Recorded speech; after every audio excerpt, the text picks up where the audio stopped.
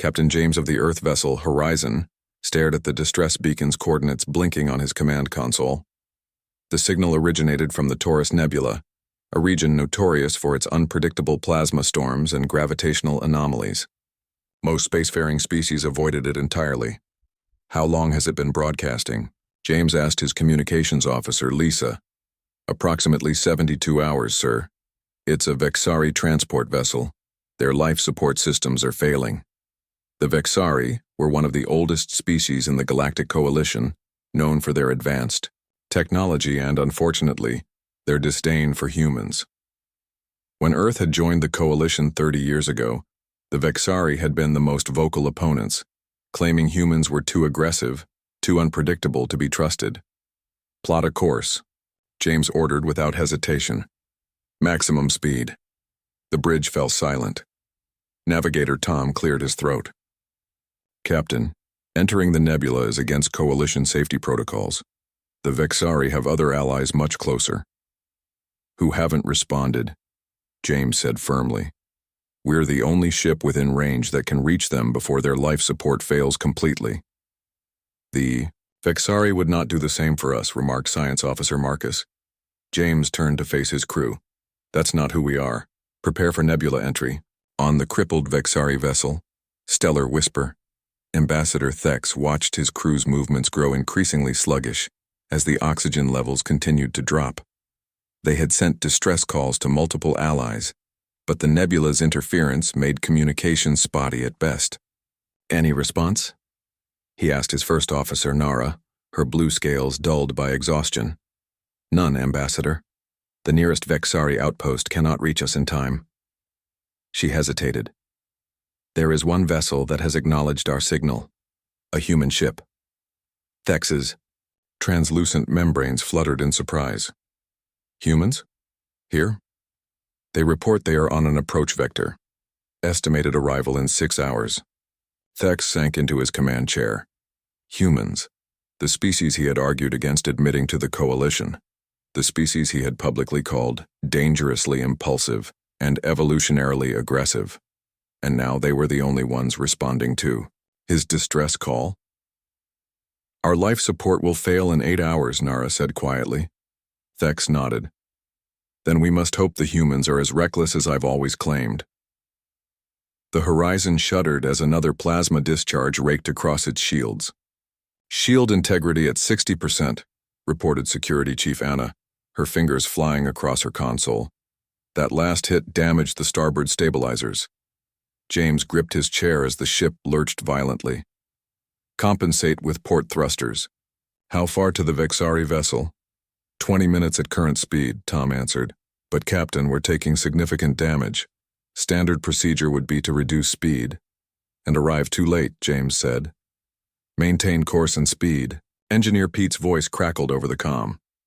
"Captain, the engines can't take this punishment much longer. We're pushing them beyond safety limits." "Noted, Pete. Do what you can." James turned to Marcus.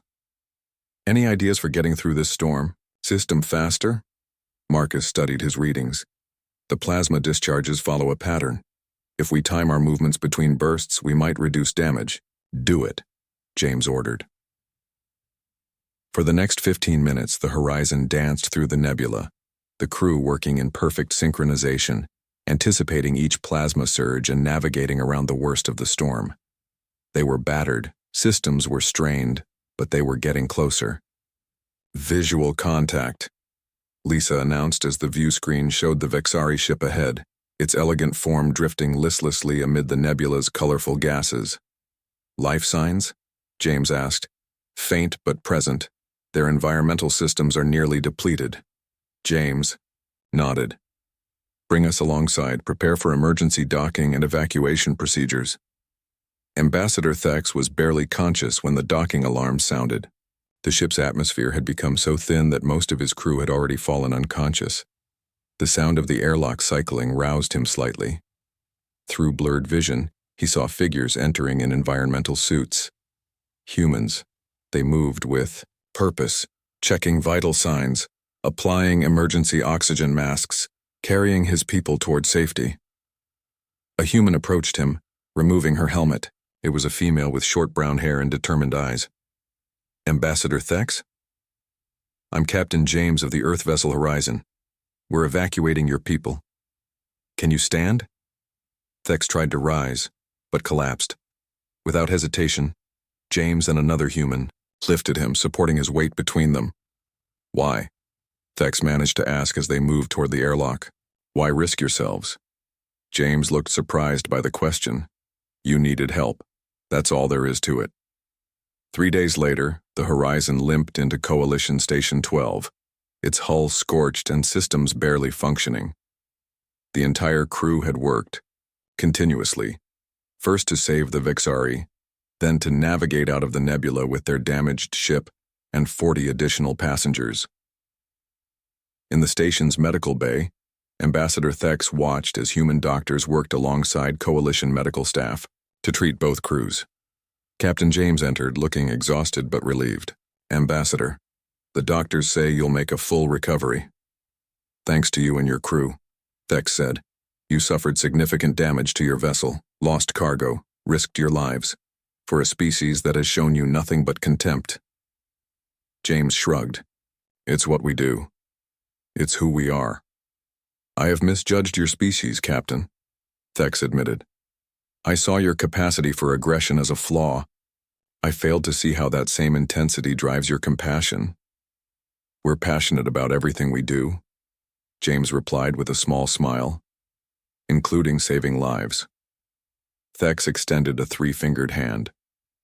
When I return to the Coalition Council, my report will reflect what I've learned. Humanity's true strength isn't in your technology or your military. It's in your refusal to abandon others in need, even at great cost to yourselves. James took the offered hand. That's the thing about humans, Ambassador. We're at our strongest, when things look most impossible. As news of the rescue spread throughout Coalition space, other species began to see humans in a new light. The recordings of the Horizon's desperate journey through the nebula, the crew working beyond exhaustion to save former adversaries, became required viewing in Coalition diplomatic training. The humans hadn't just saved 40 lives. They had shown the galaxy what humanity truly stood for. Not conquest or aggression, but an unyielding determination to help others, regardless of the cost or the danger. It was a strength no one had anticipated, and one that would ultimately transform the Coalition itself.